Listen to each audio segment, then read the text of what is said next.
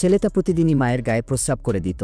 মা কিছু না বললেও হঠাৎ একদিন মায়ের পিঠের দিকটায় গোল করে নরম লোম গজাতে শুরু করে। মুখেও কবে যেন লোম উঠতে শুরু করেছে, দাঁতগুলোও আর আগের মতো নেই, শার্প হয়ে গেছে যেন কোনো বন্য প্রাণীর মতো। কিন্তু ব্যাপারটা এখানেই থেমে থাকেনি। কয়েকদিন পর মায়ের পরিবর্তন আরও স্পষ্ট হয়ে ওঠে। এক রাতে হঠাৎ এর পায়ে তার নিজের পিঠে একটা শত গাঁঠ হয়ে ওঠে। হাত দিয়ে চাপ দিতেই ব্যথা লাগছিল। সে আর সহ্য করতে না পেরে একটা সেলাইয়ের সুচ নিয়ে সেটা ফুটো করতে যায়, কিন্তু গাঁটটা ফেটে যাওয়ার পর যা বের হলো সেটা দেখে সে থমকে যায়। কয়েকটা অদ্ভুত ধরনের লোম। তবে তখনও সে এসব নিয়ে বেশি ভাবেনি। ভেবেছিল হালকা চর্মরোগ বা কিছু একটা হবে। ডাক্তারের কাছেও যায়নি। পরের দিন মা যখন বাইরে যাচ্ছিল হঠাৎ একদল কুকুর তাকে ঘিরে ফেলে। ওরা ঘিরে নাচতে শুরু করে যেন ওদের মধ্যে একজনকে খুঁজে পেয়েছে। মা আতঙ্কে ছেলেকে টেনে নিয়ে দৌড় দেয়, কিন্তু তখনও বুঝতে পারে না তার নিজের গায়েও লোম গজাতে শুরু করেছে। সে ভেবেছিল কুকুরগুলো হয়তো অন্য কিছু কারণে এসেছে, কিন্তু আসলে সে নিজেই আর আগের মানুষটা নেই। মা তখন বেশ ঘাবড়ে যায়, কারণ ঘটনা একটার পর একটা বেড়েই চলেছে। একদিন বাজারে গিয়ে সে বুঝতে পারে সে খুব সহজেই খাবারে থাকা কেমিক্যাল বা অ্যাডিটিভের গন্ধ বুঝে ফেল। শুরুতে ভেবেছিল না হয়তো হঠাৎ বেশি সেন্সিটিভ হয়ে গেছে, পরে টের পেল